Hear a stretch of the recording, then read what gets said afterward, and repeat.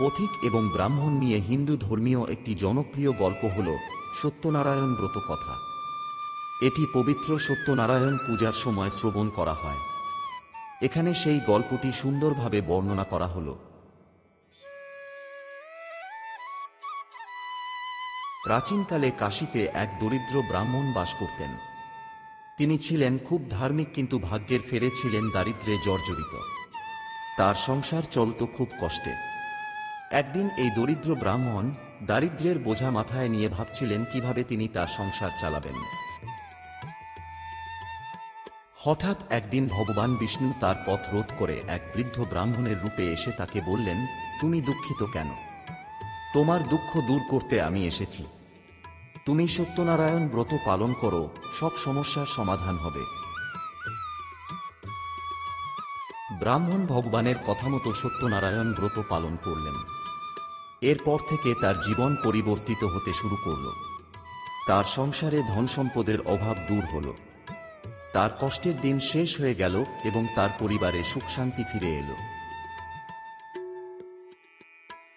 এই ঘটনা শুনে গ্রামের অন্যান্য লোকজনও সত্যনারায়ণ ব্রত পালন করতে শুরু করল। তাদের জীবনেও পরিবর্তন আসতে শুরু করল। এইভাবে সত্যনারায়ণ ব্রত পালনের ফলে অনেক লোকজন তাদের দুঃখ কষ্ট থেকে মুক্তি পেয়ে সুখী হলেন। সত্যনারায়ণ ব্রতের মাহাত্ম্য এবং এর মাধ্যমে ভক্তদের উপর ভগবান বিষ্ণুর কৃপা বর্ষিত হয়। সত্যনারায়ণ ব্রত কথাটি 5টি অধ্যায়ে বিভক্ত। প্রতিটি অধ্যায় একটি নির্দিষ্ট শিক্ষার বার্তা বহন করে এবং এটি পবিত্র সত্যনারায়ণ পূজার সময় শ্রবণ করা হয়। নিচে প্রতিটি অধ্যায় সংক্ষেপে বর্ণনা করা হল। প্রথম অধ্যায়। প্রাচীনকালে নারদ মুনি ভগবান বিষ্ণুর কাছে গিয়ে জিজ্ঞাসা করলেন, হে ভগবান, মানুষ কিভাবে তাদের জীবনের সকল দুঃখ ও কষ্ট দূর করতে পারে? ভগবান বিষ্ণু বললেন, যদি কেউ সত্যনারায়ণ ব্রত পালন করে এবং সৎকর্ম করে, তবে তার জীবনের সকল কষ্ট দূর হবে এবং সে সুখ শান্তি লাভ করবে। দ্বিতীয় অধ্যায়। কাশীতে এক দরিদ্র ব্রাহ্মণ বাস করতেন। তিনি খুব ধার্মিক ছিলেন, কিন্তু দারিদ্র্যের কারণে অনেক কষ্টে দিন কাটাচ্ছিলেন। একদিন ভগবান বিষ্ণু এক বৃদ্ধ ব্রাহ্মণের রূপ ধরে তার কাছে এসে বললেন, তুমি সত্যনারায়ণ ব্রত পালন করো, এতে তোমার দুঃখ দূর হবে। ব্রাহ্মণ ভগবানের কথা মতো ব্রত পালন করলেন এবং ধন সম্পদ ও সুখ লাভ করলেন। তৃতীয় অধ্যায়। এক কাঠুরিয়া অরণ্যে কাঠ কাটছিলেন। তিনি খুব দরিদ্র ছিলেন। একদিন ভগবান সত্যনারায়ণ এক বৃদ্ধ ব্রাহ্মণের রূপ ধরে তার কাছে এসে বললেন, তুমি সত্যনারায়ণ ব্রত পালন করো, এতে তোমার দারিদ্র্য দূর হবে। কাঠুরিয়া ব্রত পালন করলেন এবং ধন সম্পদ ও সুখ লাভ করলেন। চতুর্থ অধ্যায়। এক বণিকের ছেলে ছিল।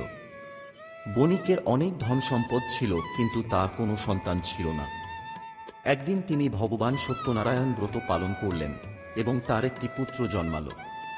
পরবর্তীতে বণিক এবং তার পুত্র উভয়েই ভগবান সত্যনারায়ণ ব্রত পালন করে ধন সম্পদ ও সুখ লাভ করলেন। পঞ্চম অধ্যায়। এক রাজা ছিলেন যার নাম ছিল উল্কামুখ। তিনি খুব ধার্মিক ছিলেন এবং সত্যনারায়ণ ব্রত পালন করতেন। একদিন তিনি এক বণিকের পুত্রকে কারাগারে বন্দী করে রাখেন। পরে বণিক সত্যনারায়ণ ব্রত পালন করলে তার পুত্র মুক্তি পায় এবং সকল কষ্ট দূর হয়। এই গল্পগুলি আমাদের শেখায় যে ভক্তি, আস্থা এবং ধর্মীয় প্রথা পালন করার মাধ্যমে জীবনের সকল সমস্যার সমাধান সম্ভব। দারিদ্র্য, কষ্ট এবং দুঃখ দূর করার জন্য ভগবানের প্রতি বিশ্বাস এবং ব্রত পালন একটি মহান উপায়। এখন আমরা জানব সত্যনারায়ণ ব্রত পালনের প্রক্রিয়া। সত্যনারায়ণ ব্রত পালন করার নির্দিষ্ট নিয়ম ও পদ্ধতি আছে, যা অনুসরণ করলে পূজা সম্পূর্ণ হয়।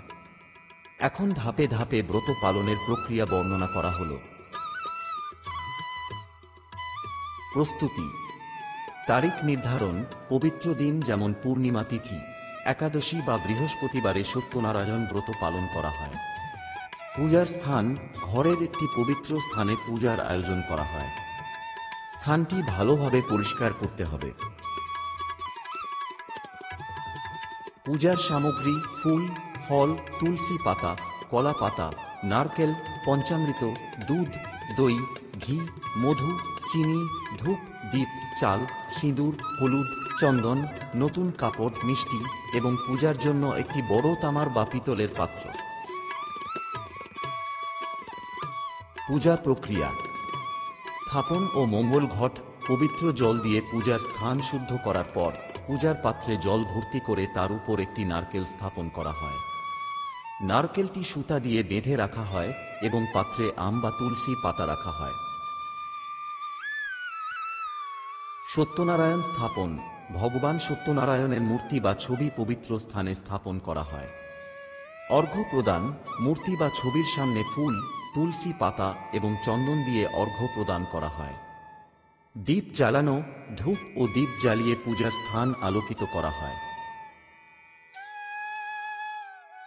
পঞ্চামৃত স্নান: সত্যনারায়ণের মূর্তি বা ছবি পঞ্চামৃত দিয়ে স্নান করানো হয়।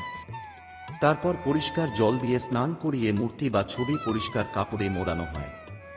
প্রার্থনা ও মন্ত্রপাঠ: ভক্তি সহকারে ভগবান সত্যনারায়ণের নাম জপ করা হয় এবং সত্যনারায়ণ ব্রতের কাহিনী পাঠ করা হয়।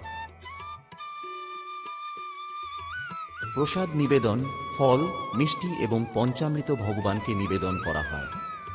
প্রসাদ তৈরি করতে গুড়, গমের আটা এবং ঘি মিশিয়ে হালুয়া তৈরি করা হয়। আত্মনিবেদন: পূজার শেষ পর্যায়ে ভগবানের কাছে প্রার্থনা করে সকল দুঃখ কষ্ট দূর করার জন্য এবং শান্তি ও সমৃদ্ধি প্রদানের জন্য নিবেদন করা হয়। পূজার পর ভক্তরা প্রসাদ গ্রহণ করেন এবং পারস্পরিকভাবে বিতরণ করেন। ভক্তরা তাদের পরিবারের মঙ্গল এবং সকল দুঃখ কষ্ট দূর হওয়ার প্রার্থনা করে। সত্যনারায়ণ ব্রত পালনের মাধ্যমে ভক্তরা ভগবান সত্যনারায়ণের আশীর্বাদ লাভ করেন। জীবনের সকল দুঃখ, কষ্ট এবং দারিদ্র্য দূর হয় এবং সুখ, শান্তি ও সমৃদ্ধি ফিরে আসে। এইভাবে সত্যনারায়ণ ব্রত পালন করলে ভক্তি ও ভগবানের প্রতি বিশ্বাসের মাধ্যমে সকল সমস্যার সমাধান সম্ভব।